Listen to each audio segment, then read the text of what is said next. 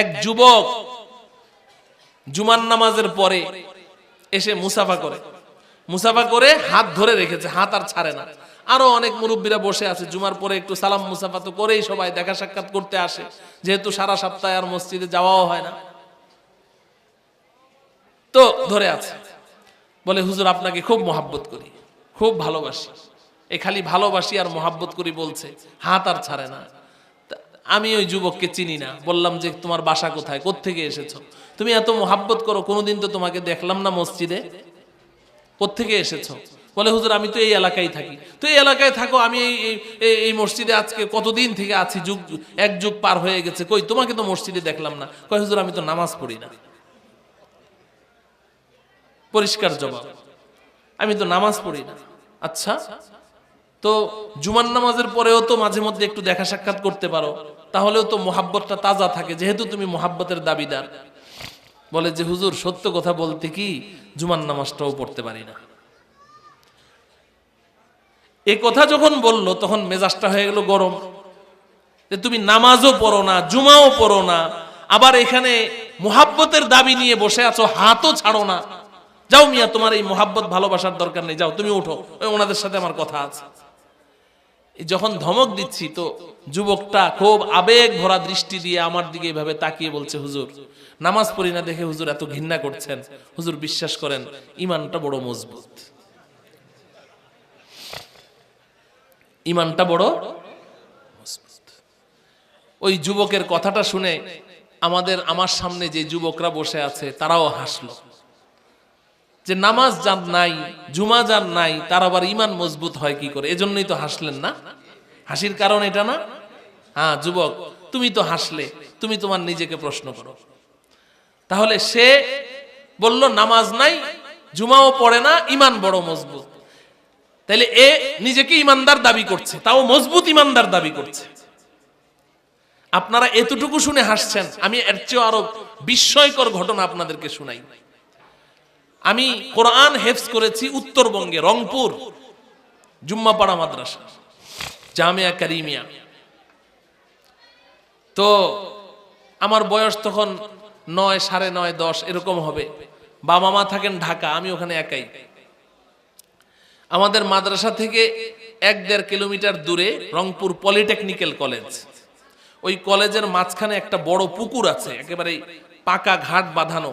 তো আমরা শুক্রবার দিন ওস্তাদজির কাছ থেকে ছুটি নিয়ে ওই পুকুরে গোসল করতে আসতাম, একটু সাঁতার কাটবো পানিতে। তো ছাত্ররা, ওদের সাথে আমিও আসি, কিন্তু আমি তো সাঁতার জানি না। তা আমি পারে বসে থাকি, ওদের লুঙ্গি আর সাবান এগুলা পাহারা দেয়, আর ওরা গোসল করে। তো এক বুড়ি লাঠি ভর করে, একদম থুরথুরে বুড়ি, এই কাছে এসে আমাকে বলছে, বাবা শোনো। যাওয়ার পরে জিজ্ঞাসা করলো, তোমার বাড়ি কই? রংপুরি ভাষায় আর কি। তা আমি বললাম যে আমার বাড়ি তো কুমিল্লা। আচ্ছা, তো তোমার বাবা মা কোথায়? আমি কি, আব্বা আম্মা তো ঢাকা। তো এখানে কে আছে? আমি, এখানে আমার কেউ নেই। তো ওই বুড়িটা তার কাপড়ের আঁচলের কোণা থেকে এই গিট খুলে 1 টাকা আমাকে দিল, বাবা এটা নাও, মজা খেও। তো ওই সময় তো 1 টাকার দাম আছে, 4 দিন নাস্তা করা যেত 1 টাকা দিয়ে, 25 পয়সা দিয়ে 2টা ভাপা পিঠা পাওয়া যেত। তো টাকাটা সে আমাকে সাঁতছে, কিন্তু আমি টাকাটা নিচ্ছি না। কেন নিচ্ছি না? ওই বুড়ির গলার মধ্যে কতগুলো মালা, এই মালাগুলো দেখে আমি বুঝতে পারছি যে এটা হিন্দু, মুসলমান না। মহিলাটা হিন্দু, হিন্দুদের গলায় বিশেষ কিছু মালা থাকে না? তো এই মালাগুলো দেখে আমি বুঝলাম যে সে হিন্দু, যার কারণে আমার একটু ঘৃণা লাগছিল, আমি টাকাটা নিচ্ছি না। ওই বুড়িও টের পেয়ে গেছে যে টাকাটা আমি কেন নিচ্ছি না। তখন সে বলছে, বাবা আমি বুঝতে পেরেছি তুমি টাকাটা কেন নিচ্ছ না, আমি হিন্দু তাই না, এজন্য। তা আমি একটু হাসলাম, হানা কিছু বললাম না। তখন ওই বুড়ি আমাকে বলে যে, বাবা শোনো, হিন্দু বলে তুমি আমাকে ঘৃণা করো না, তুমি যেমন ইমানদার আমিও সেরকম ইমানদার, তুমি যেমন ইমানদার আমিও এরকম। কারণ তুমি বলো আল্লাহ আর আমি বলি ভগবান, একজনই স্রষ্টা, কিন্তু একজনই, কিন্তু তাকে তোমরা বলো আল্লাহ, যাকে তোমরা আল্লাহ বলো তাকে আমরা ভগবান বলি। এই শব্দের পার্থক্য, নাইলে তো তোমরাও ইমানদার আমরাও ইমানদার। বুড়িও আমাকে বুঝাইলো, আমিও সুন্দর মতো বুঝলাম, টাকাটাও নিলাম, মজা খাইলাম টাকা দিয়ে। এই বুড়ি নিজেকে কি দাবি করলো? কথা বলেন, সবাই কথা বলেন। বুড়ি নিজেকে কি দাবি করলো? আমার যুবক ভাইয়েরা, একজন হিন্দুও নিজেকে কি দাবি করলো? তাইলে কথা একটু পিছন থেকে আবার টানি। আমিও নিজেকে ইমানদার দাবি করছি, আমার সামনে যারা আছেন এখানে সবাই নিজেকে ইমানদার দাবি করছেন। ওই যুবকটা যে নাকি নামাজ পড়ে না সেও নিজেকে ইমানদার দাবি করছে, আবার ওই হিন্দু মহিলাটা ও নিজেকে কি দাবি করছে?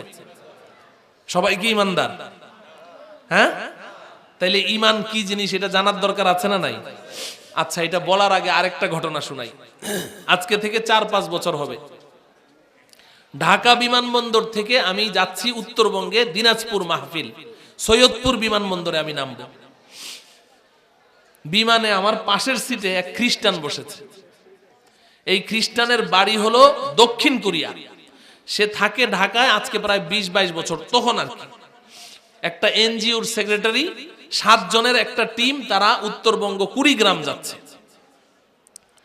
এই বেটা এখানে বসে, বয়সে আমার চেয়ে 5-7 বছরের বড় হবে।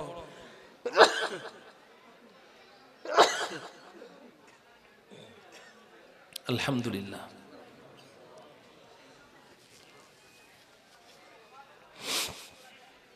সে আমার সাথে গল্প জুড়ে দিয়েছে।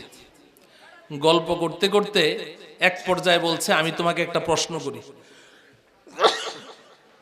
আমি তোমাকে একটা প্রশ্ন করি। আমি বললাম যে করো। বলছে দেখো আমার যুবক ভাইয়েরা ভালো করে বুঝো।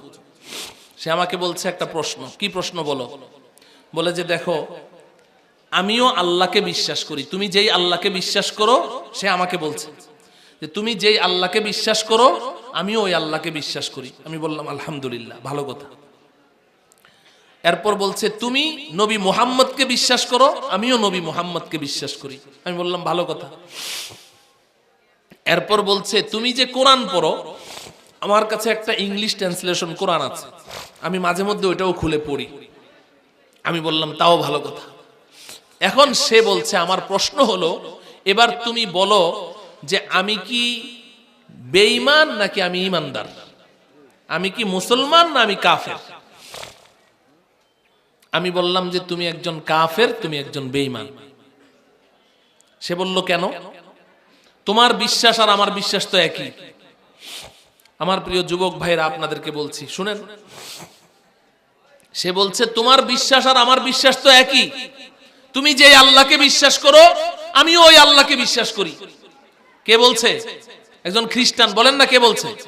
খ্রিস্টান বলছে তুমি যেই আল্লাহকে বিশ্বাস করো আমিও ওই আল্লাহকে বিশ্বাস করি, তুমি যেই নবী মুহাম্মদকে বিশ্বাস করো আমিও ওই নবী মুহাম্মদকে বিশ্বাস করি, তুমি যেই কোরআন পড়ো আমিও তো ওইটা পড়ি, তাহলে তুমি নিজেকে ঈমানদার বলছো, আমাকে বেঈমান কেন বলছো? এটার জবাব দাও। প্রশ্নটা কি সহজ না জটিল? জটিল প্রশ্ন। এটা বুঝেন, এটা বুঝেন, বুঝার দরকার আছে। আমরা অনেকেই এই বিশ্বাসটুকু নিয়েই আছি যে আমি তো আল্লাহকে বিশ্বাস করি, আমি তো নবী মুহাম্মদকে বিশ্বাস করি, দ্যাটস এনাফ, আমি তো ঈমানদার। এই জন্যই তো ওই যুবকটা আমাকে এই কথা বলেছে যে হুজুর নামাজ না পড়তে পারি কিন্তু হুজুর আমার ঈমানটা বড়, কারণ আমি তো নবীকে বিশ্বাস করি, আল্লাহকেও। এই ধারণা নিয়েই সমাজের অধিকাংশ মুসলমান জীবনটা পার করছে, ঠিক না বেঠিক? তাইলে এই খ্রিস্টানরাও তো দাবি করলো যে আমিও আল্লাহকে বিশ্বাস করি, নবী মুহাম্মদকেও বিশ্বাস করি। আমি বললাম যে খুব ভালো কথা, তাহলে আল্লাহকে বিশ্বাস করলে ঈমানদার হওয়া যায়? সে বলল অফকোর্স। তাকে জিজ্ঞাসা করলাম যে আচ্ছা তুমি কি আবু জেহেলকে চিনো? বলল যে হ্যাঁ চিনি। আবু লাহাবের কথা শুনেছো? বলে হ্যাঁ আবু লাহাবকেও চিনি। তা আমি জিজ্ঞাসা করলাম আবু জাহাল আর আবু লাহাব এরা কি ঈমানদার ছিল না বেঈমান ছিল? কয় না, ওরা মুশরিক, ওরা কাফের, ওরা বেঈমান। কে বলছে এই কথা? খ্রিস্টান বলছে যে আবু জাহেল আবু লাহাবরা কি বেঈমান, কাফের। আমি বললাম যে হ্যাঁ তুমি ঠিক বলেছো, আবু জাহেল আবু লাহাবরা বেঈমান, কাফের, মুশরিক। কিন্তু তুমি একটা কথা জানো না যে আবু জাহেল আবু লাহাবরাও আল্লাহকে বিশ্বাস করত। সে তখন পুরো অস্বীকার করলো যে না, আবু জাহেল আবু লাহাবরা আল্লাহকে বিশ্বাস করতো না। আমি বললাম যে আমি তো পড়াই, কোরআন হাদিস পড়াই, যুগ যুগ ধরে পড়াই, আমি পড়াশোনা করে বলছি, এমনি বলছি না। কোরআনে আল্লাহ পাক বলছেন, আমার যুবক ভাইয়েরা আমার সামনে আপনারা যারা বসে আছেন দাঁড়িয়ে আছেন আপনাদেরকে বলছি, আল্লাহ পাক কোরআনে কারিমে বলেছেন ওয়ালা ইন সাআলতাহুম মান খালাকাস সামাওয়াতি ওয়াল আরদা ওয়া সাখখারাশ শামসা ওয়াল কমারা লায়াকুলুন্নাল্লাহ। হাফেজ সাহেবরা কোরআন শরীফে আয়াতটা আছে না নাই? আল্লাহ কি বলছেন? আমাদের নবীজিকে বলছেন ওয়ালা ইন সাআলতাহুম, ও হাবিব আপনি যদি এই আবু জেহেল আবু লাহাবদেরকে গিয়ে একটা প্রশ্ন করেন। কাদেরকে প্রশ্ন করবে? আবু জেহেল আবু লাহাবদেরকে। যান আবু জেহেল আবু লাহাবদেরকে প্রশ্ন করেন। কি প্রশ্ন করবেন? মান খালাকাস সামাওয়াতি ওয়াল আরদা ওয়া সাখখারাশ শামসা ওয়াল কমার। এই কুরাইশের কাফেররা, এই আবু জেহেল আবু লাহাবের দলেরা, আমার একটা প্রশ্নের জবাব দাও। মান খালাকাস সামাওয়াত, এই আসমানকে সৃষ্টি করেছে, ওয়াল আরদ, এই জমিনকে সৃষ্টি করেছে, ওয়া সাখখারাশ শামসা ওয়াল কমার, এই চন্দ্র সূর্যকে সৃষ্টি করেছে। আল্লাহ পাক বলছেন লা ইয়াকুলুন্নাল্লাহ, লামে তাকিদ বা নুনে তাকিদ, লা ইয়াকুলুন্নাল্লাহ।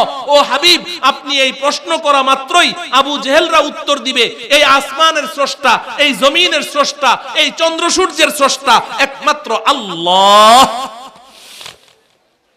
কথাটা কে বললেন? কাদের সম্পর্কে বললেন? বলেন না কাদের সম্পর্কে? আবু জাহাল আবু লাহাবদের সম্পর্কে আল্লাহ বলছেন যে ওরা আপনাকে এই উত্তর দিবে যে আসমানের স্রষ্টাও আল্লাহ, জমিনের স্রষ্টাও আল্লাহ, চন্দ্র সূর্যের স্রষ্টাও আল্লাহ। তাইলে তারা আল্লাহকে বিশ্বাস করলো কি করলো না? শুধু তাই নয়, কোরআনে কারীমে আল্লাহ পাক আরো খুলে খুলে কথাটা বলেছেন। আপনি অবাক হয়ে যাবেন যদি না শুনে থাকেন। আল্লাহ পাক বলছেন ফাইদা রাকিবু ফিল ফুলকি দাআবুল্লাহ মুখলিসিনা লাহুদ্দিন।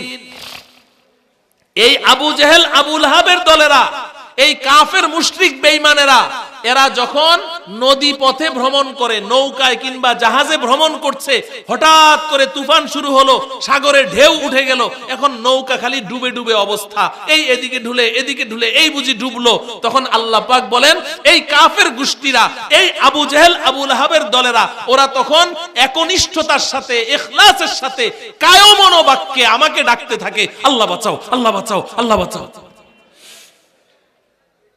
কাদের সম্পর্কে আল্লাহ এই কথা বলছেন? আবু জেহেলদের সম্পর্কে।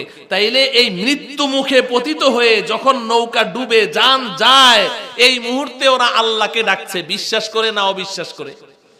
কথা বলেন না কেন? আপনাদের দিমাগে কি বলে, বিশ্বাস করে না অবিশ্বাস করে? বিশ্বাস করে ডাকছে। যদি আল্লাহকে বিশ্বাস না করত তাহলে তো ওই মুহূর্তে ওরা ওদের দেব দেবীদেরকে ডাকতো, ও লাত বাঁচাও, ও উজ্জাত বাঁচাও, ও মানাত বাঁচাও, ও দেবী বাঁচাও, এটা বলতো না? তাহলে ওরা দেব দেবীদের চেয়েও বেশি বিশ্বাস কাকে করত? আমি তখন ওই খ্রিস্টানকে বললাম যে দেখো আল্লাহ পাক নিজে বলছেন যে আবু জেহেল আবু লাহাবরা আমাকে এতটাই বিশ্বাস করত। তাইলে আবু জেহেল আবু লাহাবরা আল্লাহকে বিশ্বাস করা সত্ত্বেও একটু আগেই তুমি যেই কারণে আবু জেহেল আবু লাহাবদেরকে কাফের বেঈমান বলেছো, তোমার দাবি অনুযায়ী তুমিও আল্লাহকে বিশ্বাস করা সত্ত্বেও ওই কারণে আমিও তোমাকে কাফের মুশরিক মনে করি। তখন ওই খ্রিস্টান চট করে আমাকে বলছে যে ওরা তো নবী মুহাম্মদকে বিশ্বাস করতো না, আমি তো নবী মুহাম্মদকেও বিশ্বাস করি। এই একটু সরে আসলো, আমি তো নবী মুহাম্মদকেও বিশ্বাস করি, কিন্তু আবু জেহেল আবু লাহাবরা কি করে নাই? নবী মুহাম্মদকে বিশ্বাস করে নাই। আমি বললাম যে আচ্ছা, নবী মুহাম্মদকে বিশ্বাস করলে ইমানদার হওয়া যায়? বলে হ্যাঁ। আমি জিজ্ঞাসা করলাম যে তুমি কি আবু তালেবকে চিনো? তো ও সাথে সাথে বলে যে হ্যাঁ, নবীর আঙ্কেল। আবু তালেব নবীর চাচা না? কি বলেন? ও আর কি ওই একটু ভাঙা বাংলা ইংলিশ মিক্সড কথা বলে, বলে নবীর আঙ্কেল। আমি বললাম যে হ্যাঁ, তুমি জেনে শুনেই কথা বলছো। আচ্ছা এবার প্রশ্নের উত্তর দাও, আবু তালেবকে তুমি কি ইমানদার মনে করো না বেঈমান মনে করো? বলে না, ও মুশরিক, ও কাফের। আবু তালেব ও কাফের। কে বলছে এই কথা? খ্রিস্টান। আমি বললাম তুমি তো আবু তালেবকে কাফের মুশরিক বেঈমান বলছো, এটা বাস্তব কথা, আসলেও কাফের মুশরিক বেঈমান ছিল, কিন্তু তুমি কি জানো আবু তালেব যে নবী মুহাম্মদকেও বিশ্বাস করতো? বলে যে না।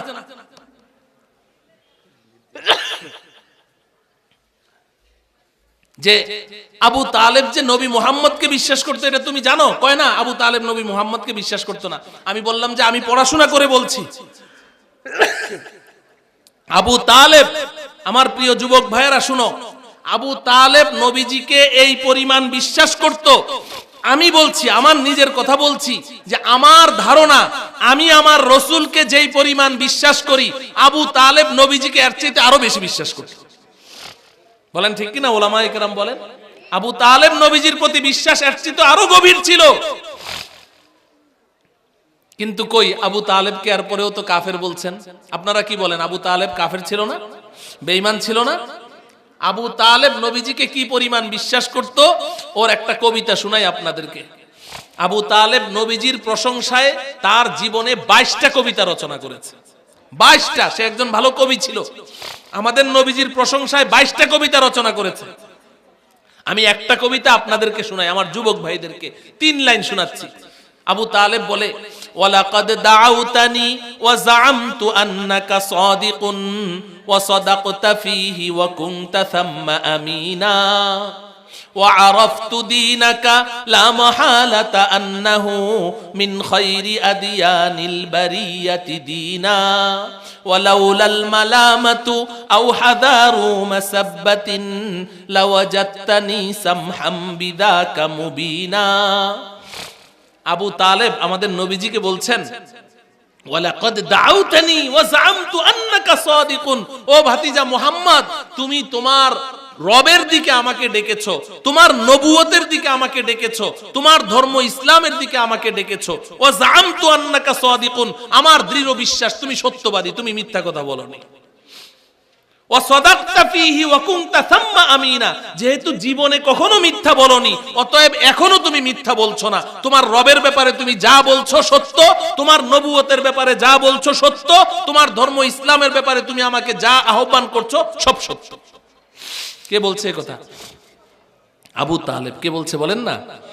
এরপরে বলছে, ওয়া আরাফতু দীনাকা লা মাহালাতা আন্নাহু মিন খায়রি আদিয়ানিল বারিয়াতি দীনা, ও ভাতিজা মুহাম্মদ, তোমার ধর্ম ইসলাম সম্পর্কে আমার দৃঢ় বিশ্বাস, তোমার এই ধর্মটা পৃথিবীর যত ধর্ম আছে সমস্ত ধর্মের মধ্যে সবচাইতে শ্রেষ্ঠ ধর্ম তোমার ধর্ম।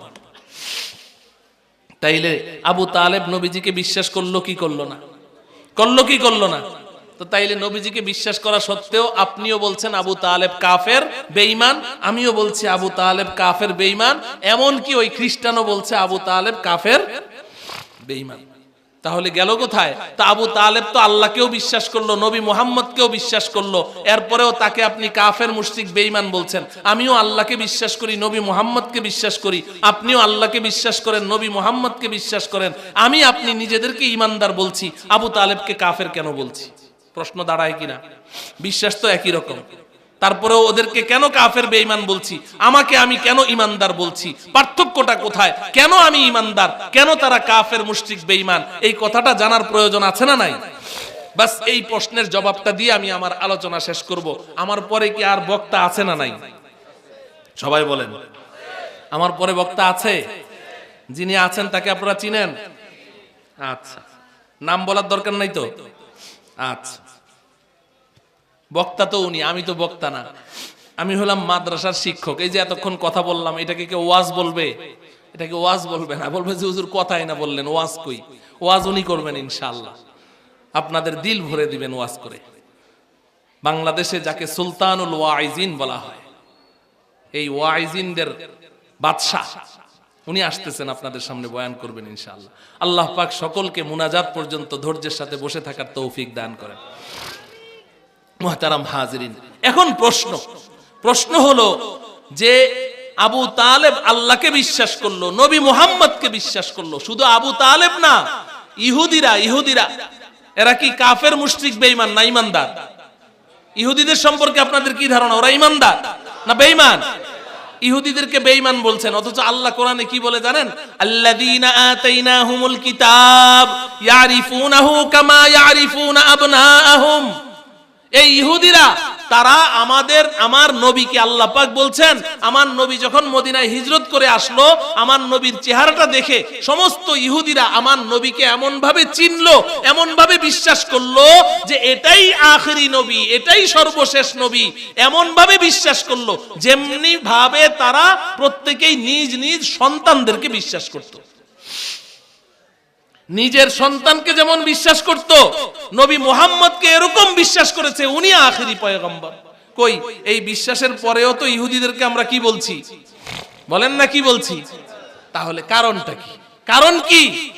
আমি আল্লাহকে বিশ্বাস করলাম, নবী মুহাম্মদকে বিশ্বাস করলাম, আবু তালেব আল্লাহকে বিশ্বাস করলো, নবী মুহাম্মদকে বিশ্বাস করলো, ইহুদিরা আল্লাহকে বিশ্বাস করলো, নবী মুহাম্মদকে বিশ্বাস করলো, কিন্তু আমি ঈমানদার, আবু তালেব কাফের, আমি ঈমানদার, ইহুদিরা কাফের। কারণটা কি? কারণটা বলবো? প্রশ্নটা বুঝে আসছে সবার? এবার শোনেন কারণটা কি। কারণটা আবু তালেবের যে তিনটা আমি কবিতার লাইন পড়েছি, দুইটার অনুবাদ করেছি, 3 নম্বর লাইনের অনুবাদটা করি নাই। এই 3 নম্বর লাইনটা শুনলেই বুঝবেন কারণটা কি। প্রথম 2 লাইনের অনুবাদ তো শুনলেন, ওয়ালাকাদ দাউতানি ওয়া জাআমতু আন্নাকা সাদিকুন ওয়া সাদাকতা ফীহি ওয়া কুনতা থাম্মা আমিনা ওয়া আরাফতু দীনাকা লা মাহালাতা আন্নাহু মিন খায়রি আদিয়ানিল বারিয়াতি দীনা। 2 লাইনের অনুবাদ তো শুনলাম। ও ভাতিজা মুহাম্মদ, আমি বিশ্বাস করি তোমার রব সত্য, তুমি সত্য, তোমার দ্বীন সত্য, তুমি সত্যবাদী, তুমি সত্য কথা বলেছো, তোমার আল্লাহও সত্য, তুমিও সত্য, তোমার দ্বীনও সত্য, তোমার দ্বীন সর্বশ্রেষ্ঠ দ্বীন, এটা তো স্বীকৃতি দিল। এরপরে সে কাফের হইল কেন? 3 নম্বর লাইনটার কারণে। 3 নম্বর লাইনে কি বলে শুনেন, ওয়ালাউলাল মালামাতু আও হাদারু মাসাব্বাতিন লাওয়াজাদতানি সামহাম বিযাকা মুবিনা।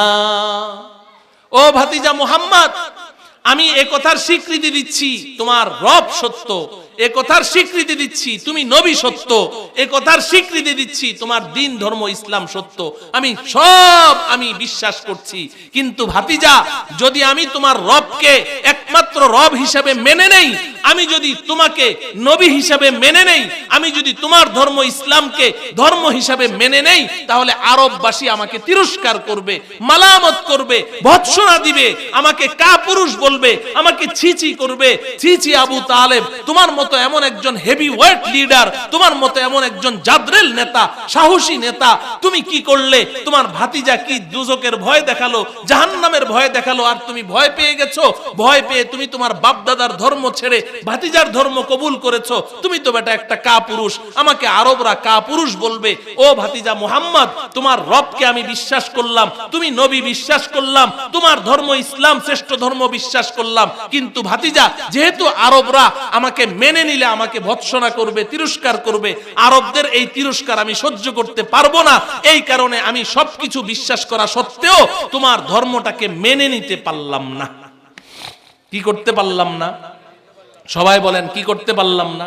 মেনে নিতে পারলাম না। তাহলে এবার বলেন, আবু তালেবের কি বিশ্বাসের অভাব ছিল? জানার অভাব ছিল? কিসের অভাব ছিল? মানার অভাব ছিল। বলেন কিসের অভাব ছিল? আবু তালেব জেনেছে, বিশ্বাস করেছে, কিন্তু মেনে নেয় নাই।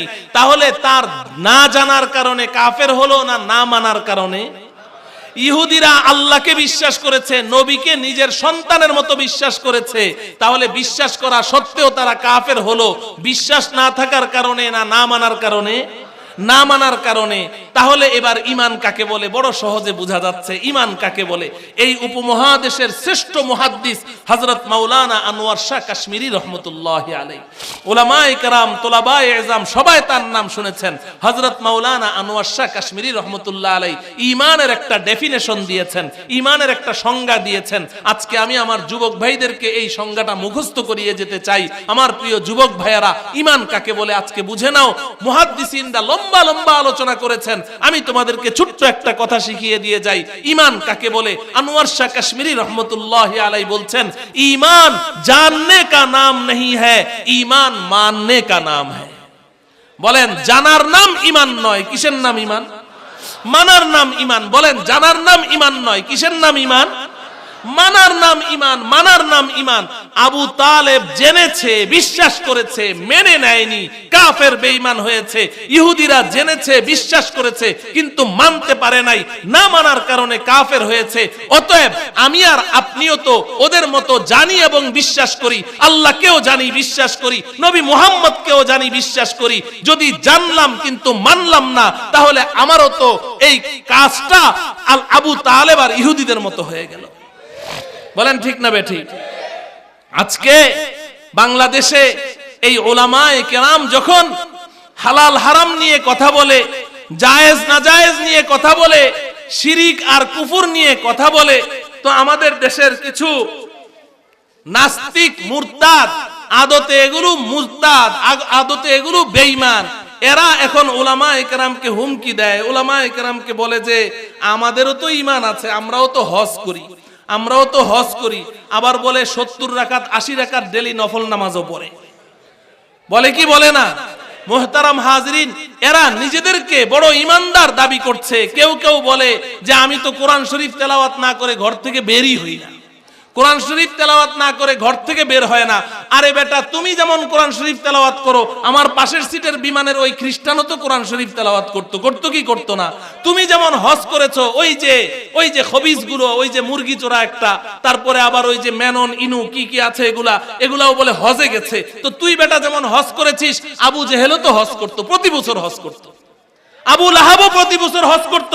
আমি ইতিহাস থেকে বলছি, বানিয়ে বলছি না। শাইখুল হাদিস জাকারিয়া রাহমাতুল্লাহ আলাইহি লিখেছেন, শাইখুত তাফসীর আল্লামা ইদ্রিস কান্দলবি রাহমাতুল্লাহি আলাইহি লিখেছেন, আপনারা কিতাব খুলে দেখেন, তারাও প্রতি বছর হজ করত। তুই বেটা যেমন হাজী অমুক, ওই আবু জেহেলও তো হাজী আবু জেহেল ছিল। তাহলে হজ করলে ইমানদার হওয়া যায় না। আর এই যে বলিস তুই প্রতিদিন 70 রাকাত 80 রাকাত নফল নামাজ পড়িস, তুই বেটা নামাজ কি জিনিস এটাই তো চিনিস না। মুহতারাম হাজরিন, তাহলে শুধু জানলেই হবে না। আমাদের দেশের দাওয়াত ও তাবলীগের সাথীরা, আমাদের দেশের কতগুলো বুদ্ধিজীবী নামের ওই কুলাঙ্গার গুলোকে যখন ঈমানের দাওয়াত দিতে থাকে, তখন এরা গিয়ে যখন ঈমানের কথা শুরু করে বলে হুজুর জানি জানি জানি জানি জানি। আমি বলি যে জানি জানি জানি বললে তো ঈমানদার হওয়া যাবে না, তুমি শুধু বলো মানি মানি মানি, তাইলেই কাজ হয়ে যাবে। বলেন ঠিক না বেঠিক? জানার নাম ঈমান না মানার নাম ঈমান? ও ভাই, আমার প্রিয় যুবক ভাইয়েরা, আমরা তো সবাই জানি, তাহলে আল্লাহ হাত উঠান। সবাই 5 ওয়াক্ত নামাজ সময় মতো আদায় করবো তো ইনশাআল্লাহ? রমজানের রোজা রাখবো তো ইনশাআল্লাহ? যাকাত পাই হিসাব করে দিব তো ইনশাআল্লাহ? হজ ফরজ হলে হজ করবো তো ইনশাআল্লাহ? আমরা গুনাহ থেকে বেঁচে চলবো তো ইনশাআল্লাহ? হে আল্লাহ, আপনি আমাদের হাতগুলোকে কবুল করেন। হাত নামান।